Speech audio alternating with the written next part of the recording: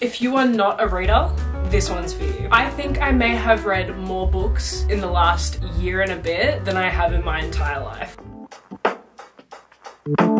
Hi, my name is Maddie, and if you're new here, I am not a big reader. I have never been. I think maybe as a kid I went through a phase where like I fell in love with one book and I tried to find more that was like it and just could never stick with it. Never finished a school book, never finished really any book between the ages of when I could read to about maybe 3 years ago. But these are all the books that I've read in just 4 months, which is insane. If you follow me on Instagram, you would have seen that last year I read 6 books total, which is absolutely insane for me. But to do that, it all comes down to finding the right books. And I'm here to tell you what is worth reading and what is not worth reading as a non-reader. Since then, it has only taken me 4 months to get through all 6 of these books. Actually, that's a lie. I am currently this much through one of these books, but we'll get to that in a minute. And they are all quite popular books that you've probably seen all over TikTok, all over social media, that have been absolutely raved about. And I'm here to tell you whether or not they're worth reading. Because yes, certain things get hyped for a reason, but also sometimes the hype can be too good. And I'm talking about those Colleen Hoover books where there's really only 2 worth reading. So yeah, let's get into it. We are starting off with my favorite author of all time, Robin Harding. I started this one in Jan and I'm pretty sure I finished it in, I want to say like 3 to 4 weeks. I'm not a fast reader. I'm very slow at reading and I can lose focus really easily, which is why I need a book that is extremely enticing from the beginning and has an easy read, it's not too hard to follow, and obviously has a really good story. I will say, and this hurts me to say, it's not my favorite of hers. She definitely has way better books. If you're going to start with any book, start with her first one, The Party. And she has so many good ones after that, like Her Pretty Face, and The Arrangement is also really good. This is her most recent one, and I would say her last 2 ones are not her best. Still very good, but not her best. But again, starting to get into reading and you need something to help you get into it, this one's pretty good. It's a really simple read, it's really easy to follow. It has some twists, some expected twists, some not so, but really easy to consume and just a really great story. I'm not gonna spoil anything of any of these books. For me personally, I can't even read the blurb of a book because that ruins the first 2 to 3 chapters and then I'm just not interested. So I will say if you like thrill and also not mystery, but you're sort of like trying to figure out certain parts of the story with the characters' perspectives. That's the other thing I love, is 2 different perspectives from 2 different characters that sort of like bring the story together. If you love that, you'll love Robin Harding. She does that with all of her books. I'm trying to figure out ways to describe this without giving it away because I honestly just hate knowing what the book's about, but it's pretty much just 2 women who meet and both their worlds collide through the process of someone like manipulating their lives and they don't realize they're being manipulated. They slowly figure it out and it's just like a very thrilling book. That is the worst freaking way I could have described this, but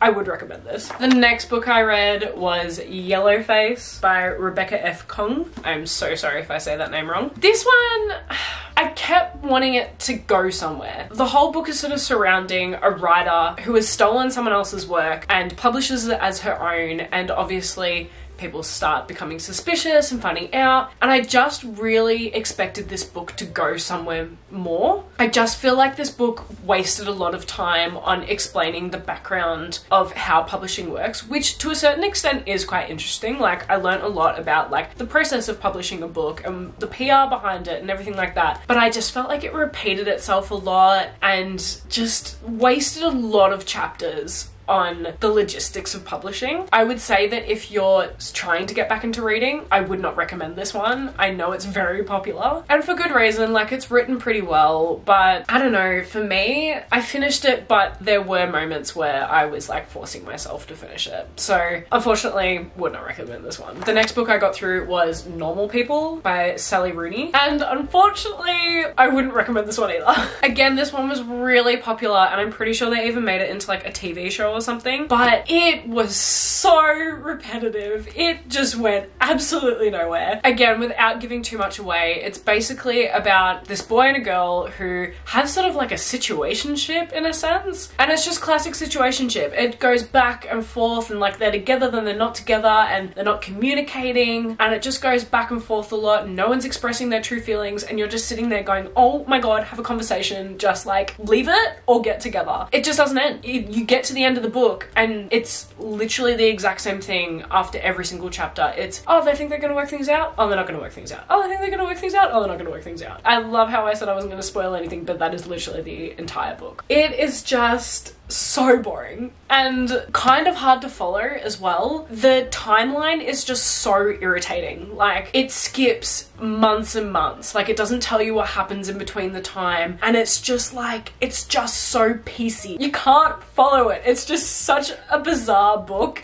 but it doesn't go anywhere, and it's just so... I got to the end of the book and I was like, there was no point. There was just no point in reading that. So yeah, don't bother with this one. I know it's very overly hyped, but if you are trying to get back into reading, it's just too difficult. It's too hard. Thank God we found this book, because I don't know if I would have been able to continue my rise of becoming a reader. I feel like I would have gone back into my reading slump. This book saved it. This is Silent Patient by Alex M. I'm not going to try and say his last name because I honestly have no idea where to start. This was one of my favorite books of all time. This deserves all the hype it has ever gotten. And I hate to say that because I'm the type of person that a lot of hype ruins things for me. This was everything you want in a book. If you like thriller and mystery and uncovering a story and from like different timelines and different perspectives and just like really easy writing to read, this is your book. This will begin your reading journey. I would go about my day excited to go home to read this book. That's how much I loved it. It's about the psychotherapist who goes to a mental ward in hopes of dealing with a certain patient who refuses to speak. That's all I'm gonna say about that. I don't want to give too much away, but the way that certain worlds are intertwined and how the story comes together to sort of reveal why certain characters are doing things and why certain aspects are coming out to play is just like, oh, it's just so good. And honestly, I'm someone who can usually find a twist. Like, I'll just done. Like, I know exactly how the book or movie or TV show is gonna go. Did not see this one coming. This is such a big twist that like, couldn't have seen it from a mile away. I honestly just like cannot recommend this one enough. Also, if you like sort of, I don't know how to put it other than like fucked up stories, this, like at moments I was like, how have you thought about this? Like, some of the situations are so fucked that like I'm concerned for the author. Like, I don't understand how he's thought of certain aspects of the book. But yes, I would highly recommend that you